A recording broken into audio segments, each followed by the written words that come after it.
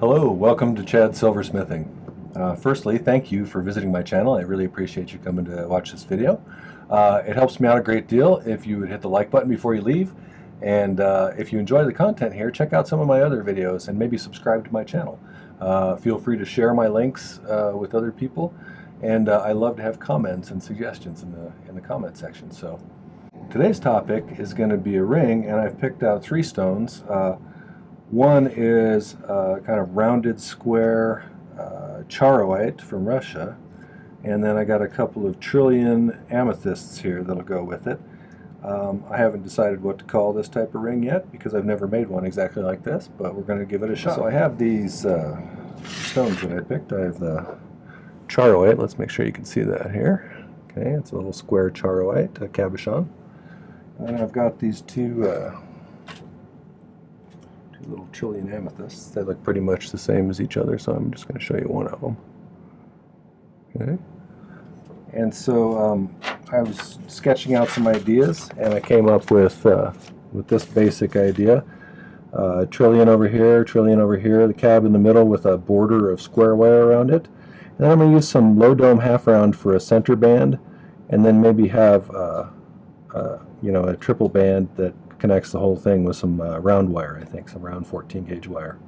So so the materials we'll need: sterling silver sheet, 26 gauge, 3/16 inch fine silver bezel strip, a little bit of 14 gauge square wire, some 14 gauge round wire, and this is that low dome half round. It's the Rio Grande's low dome half round number 4, sterling silver. So, all right. So first, I need to make some bezels, and that's what I'll get started on. So, start with the cabochon, I think. I want to thank all of the people who've been subscribing to my channel and making such nice comments. I'm getting close to 900 subscribers as of the time of this filming, and I expect I'll pass 1,000 in the next month or so. So thank you for that. I appreciate you watching and taking the time to check these out.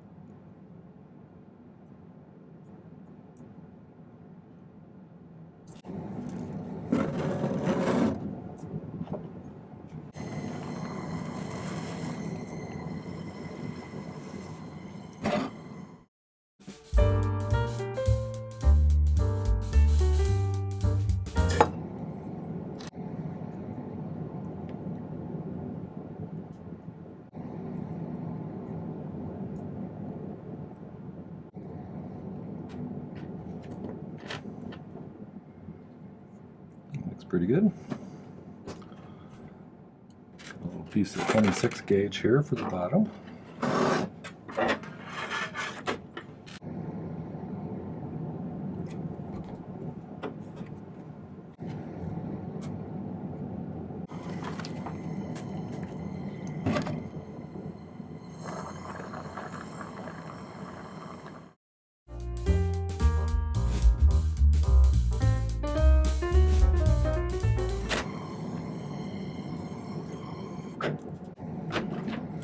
Okay, I'm just going to trim off the excess here.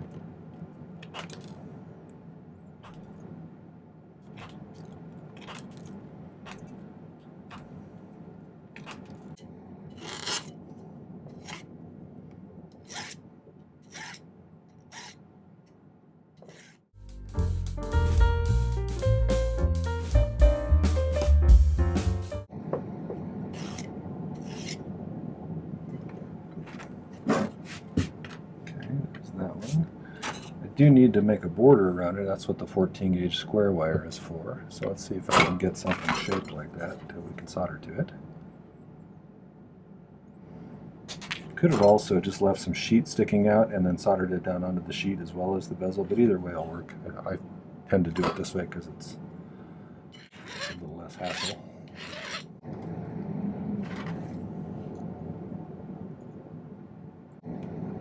It's looking pretty close on those ones.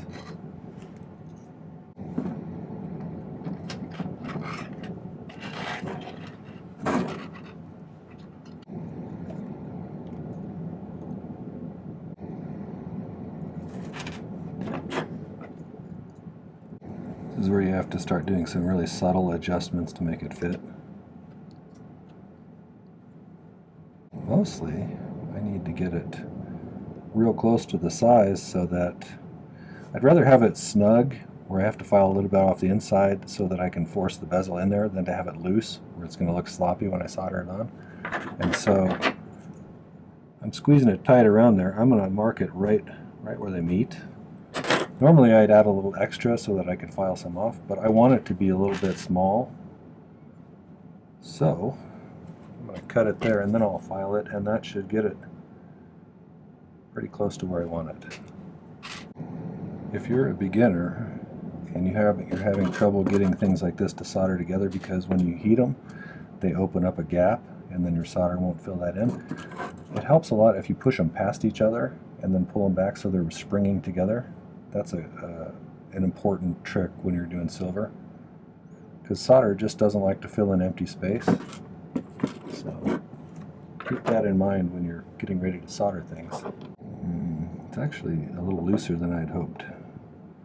So I don't know if you can see this, but it's tight around here, but then I got a little gap right there still. So when I go to solder it, it may look a little different here than it does in the rest of the places. So I'm going to cut it again and file a little bit more, and then I'll resolder it, and then we'll try it again.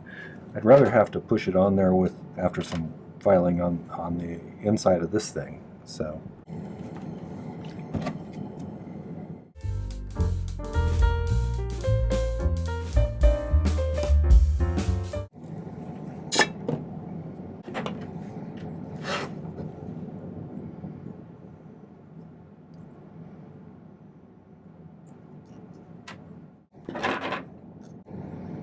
Okay, that's a little bit tighter now.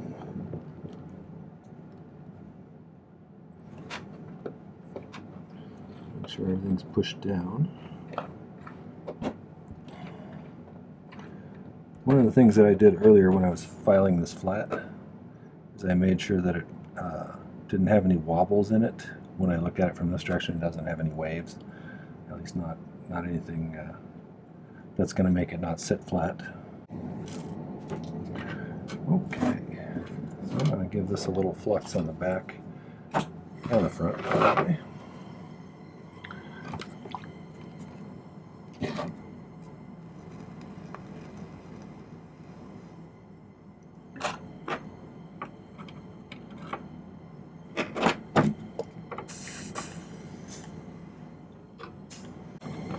I'm going to use a generous amount of solder, because I want a seam going all the way around. I don't want to have any cracks. Start with these. If I need to, I'll add more.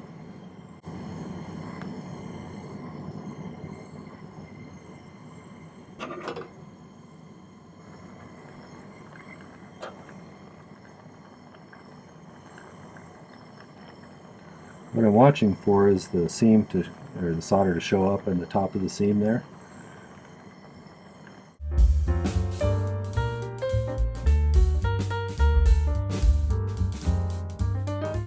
I think I probably got it that time, which is unusual and surprising. I'm going to file the back of this, see how close we are. It's seamless. Okay, so I think that one's ready. Let's make the ones for the little faceted stones here. These are trillions, so they're going to be a little more challenging than round ones. just because you have to make sort of rounded triangle rings to go inside of them to create the step.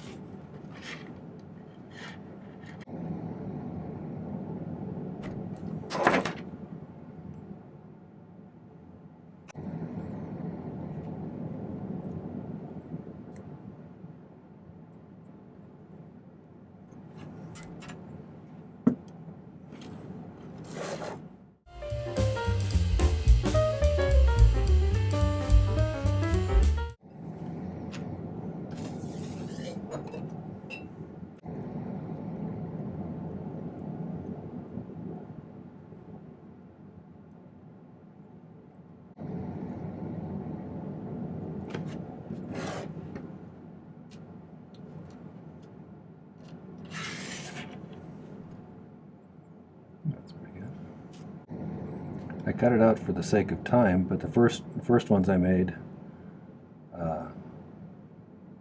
too tight, and so I just made another set. I have a tendency to try to get them super tight because they look better when there's not a lot of excess space.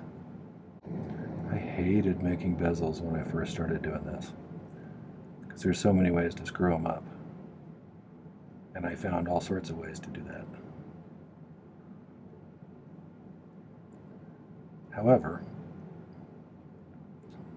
after I'd made like 30 or 40 of them, it started to become routine. So don't give up, because it does get to be quite a bit easier. Alright, so now I just need to make some I meant to say I need some 18 gauge wire as well at the beginning, I forgot. In order to create the little steps, I use little rings that fit inside of the bezels. Cut myself a piece of 18, and we'll start making some trillion shaped jump rings.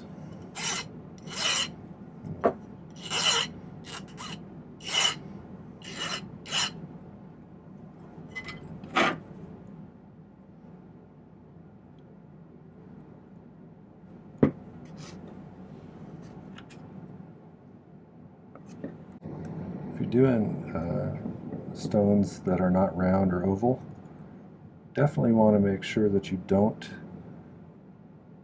make the rings ends go in the corner, because you'll have difficulty getting symmetrical shape if it ends in the corner. Still too big.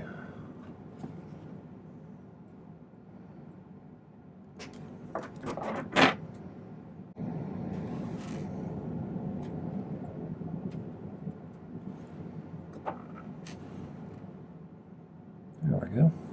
One. Probably need two for each of these. Let's see. Occasionally you need a third one if the stone is point still sticks out the bottom. Nobody wants that.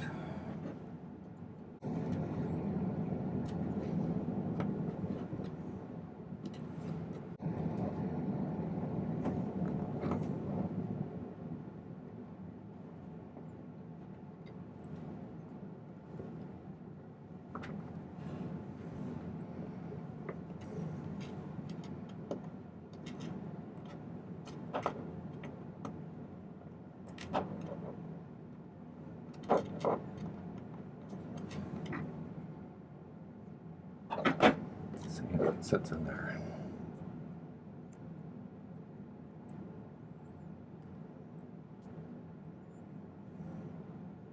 Yep, 2 is enough. Doesn't stick out the bottom. Okay. So I'll make 2 for this one too. And we'll solder them in. That looks pretty good. So I go to solder these down. It's important to make sure that these rings are sitting flush and nice and flat, one on top of the other. If you have them, one of them slightly angled up or something, when you go to set your stone, it'll be sitting on a slant, and then it's hard to get it to sit straight. You have to do some fancy fixing to do stuff like that.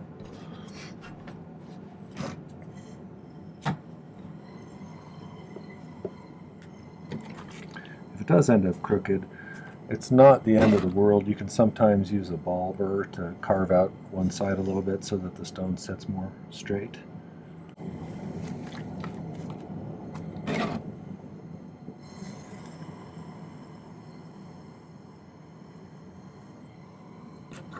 Okay.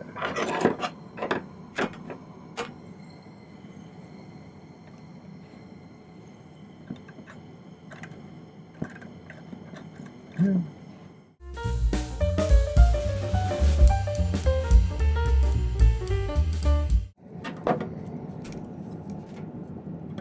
When you're doing this, if you ever have any gaps on the bottom, you can always set it on another piece of solder and do it again until you get a clean seam there.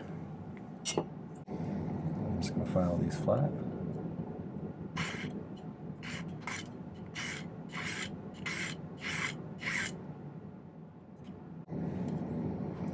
I noticed one time that everybody has a filing face. I kind of bite my lip and scowl. I had this lady in my class one time who would go like this, which was a little strange, I thought.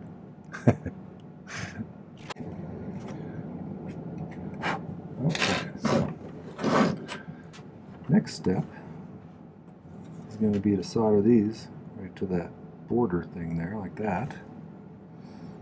And the border isn't perfectly consistent, so I might file it just a little bit to even it out. I did a little cleanup on the outside upper part because once these are soldered on, it's going to become less accessible in there.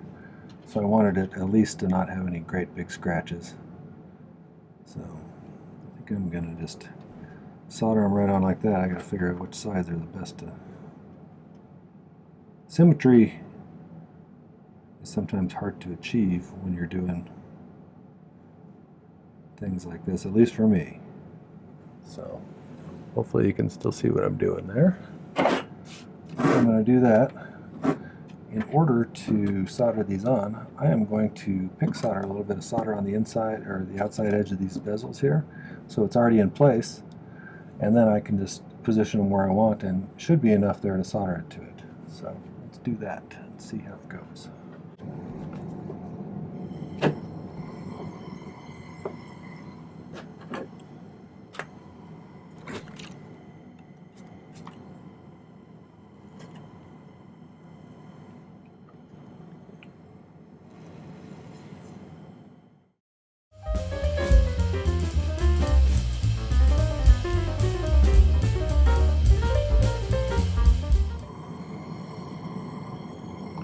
I think that's pretty straight. I guess we'll find out after it cools off and I look at it.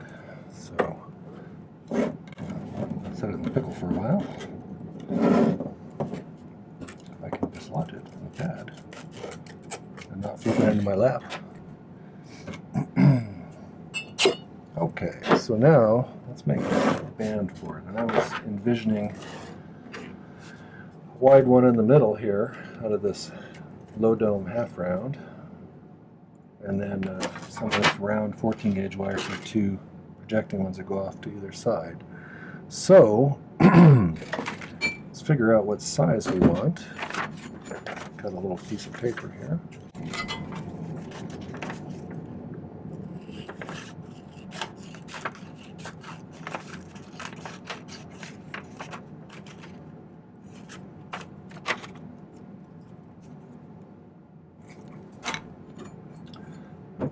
Let's make this about an 8.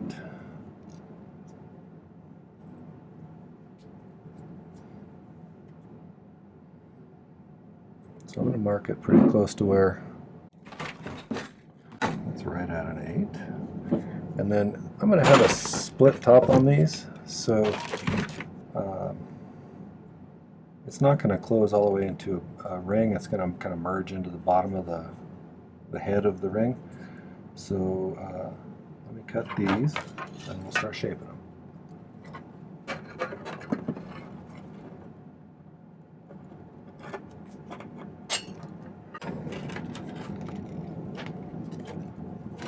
I'm going to add a tiny bit more to these ones because they're going to flare outwards a little bit. Not much, just a little bit.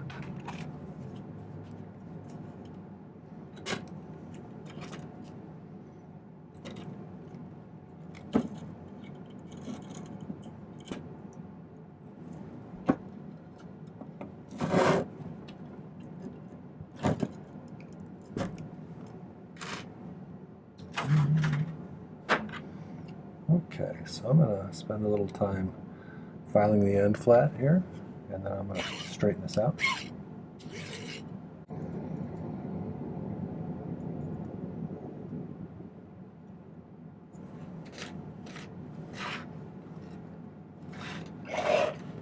Not perfect, but close enough for what we're doing.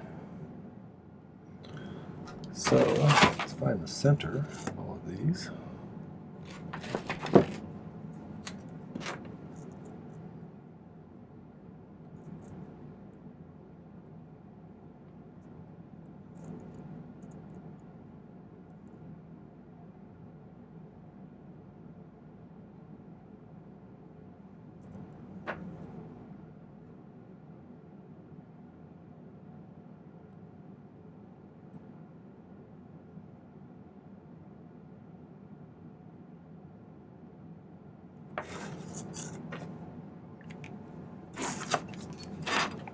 Close on this here.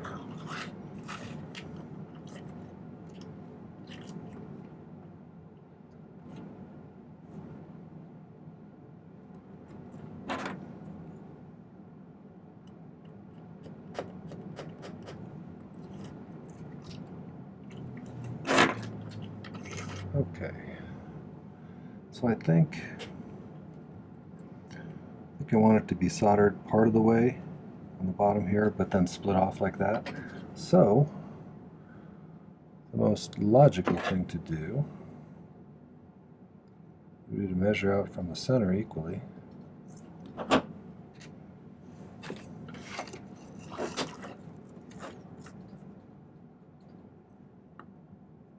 So, I don't know, like a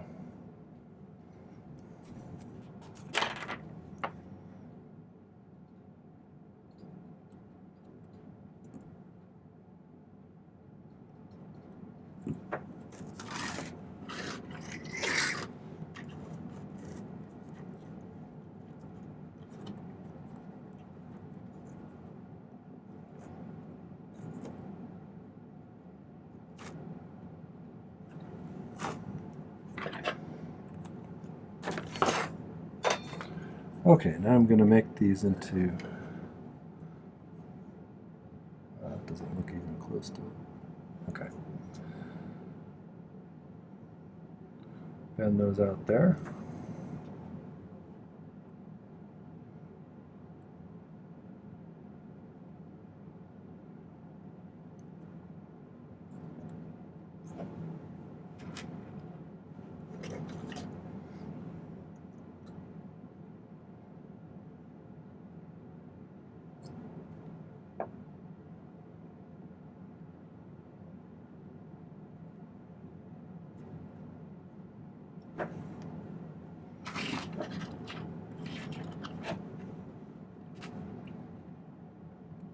Close enough, I think. So this is what I'm going to do, is I'm going to solder those on like that. And then we'll shape it into the shape of the band.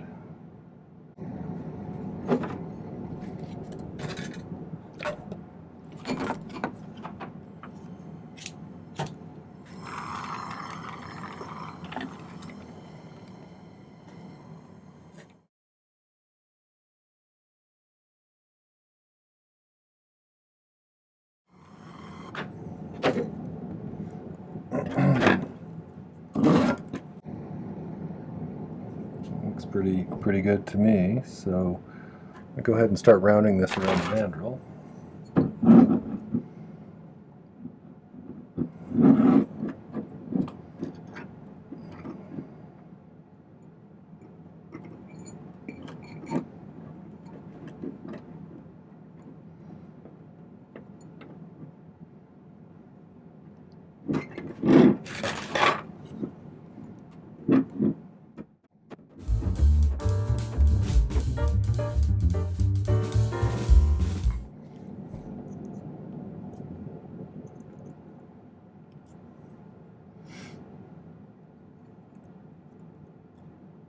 Okay, so now I need to file these down so they have a nice flat surface on top.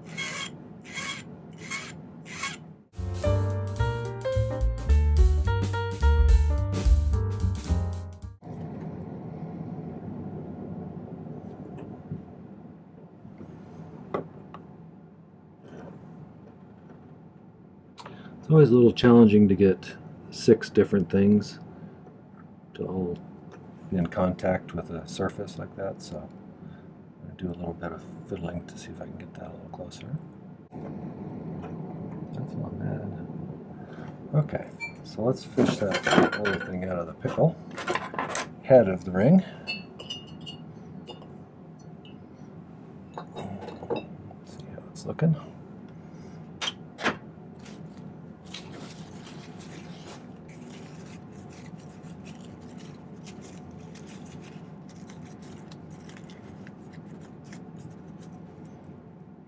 Looks all right. Let's see how this is going to match here.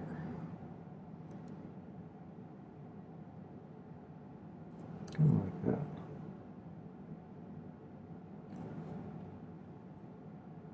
that. I think I like that.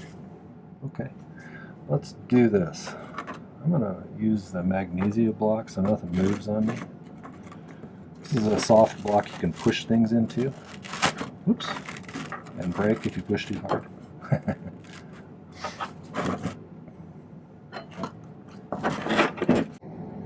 almost never get these on straight the first time. Putting the band on the head of a ring. We'll see. Okay, let me make sure I have enough solder. Now you can either, after you flux it, you can either just lean some pieces on the inside against those wires, and when you heat, you're going to heat the whole, mostly towards the head of the ring down here. Heat rises and those wires sitting on top will get hot pretty quickly because the torch is hitting it from that angle anyway. So yeah, focus mostly on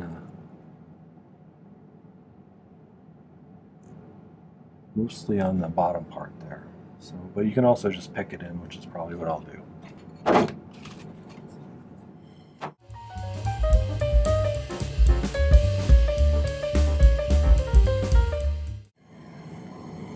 We got everything. Guess we'll find out. Numerous times I've gotten to a stage where I'm setting my stone and then I check my solder joints down here and one of them didn't solder. That happens once in a while, so I always try to make sure I check them before I get too far along.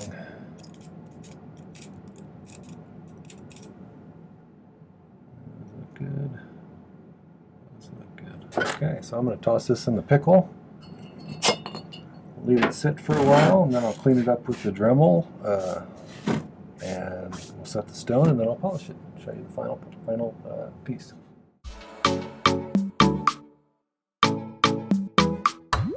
Off camera, I did a little bit of cleanup with the Dremel, and I filed the bezels to the height that I wanted them to be.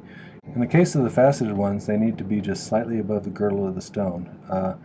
Since these were both slightly different from each other as far as depth, I filed them slightly differently, so I kept this one in here just so I know which one went in which setting. So we'll do those ones first. Oh, one trick when you're doing things with kind of pointy ends, the bezel on the corners is going to want to try to wrinkle because there's too much bezel going into too small of a bit of space. So what I'm doing So I'm thinning out the bezel just slightly on the corners. You don't want it too much, just enough to make it easier to compress those. Okay, so I'm going to dimple this there. Dimple it there. Dimple it there. And then start pushing into the other areas.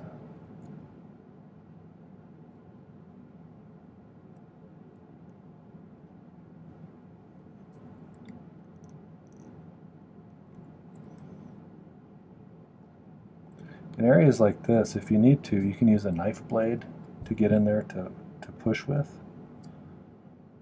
I find that helps sometimes. I don't think I'll need to use a knife on this one. And I'm going to burnish this a little bit.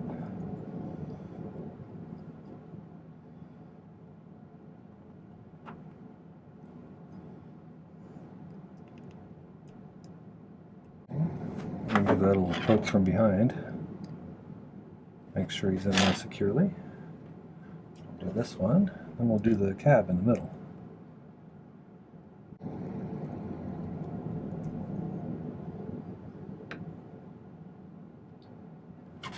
Oops. Give him a little poke too. Yeah, he seems like he's in there pretty good. Okay. I'm not thinking I'm going to need more than 2 or 3 here.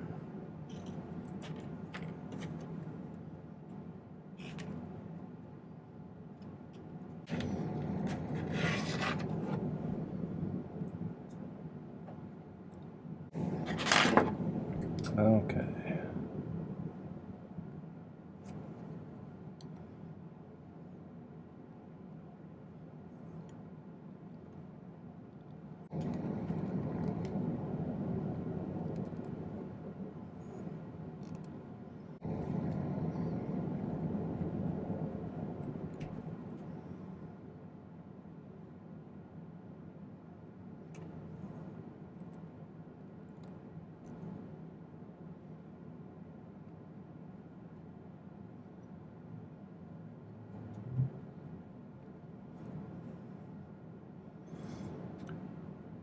Okay, let's go polish this and I'll bring back the result. So here's the final product.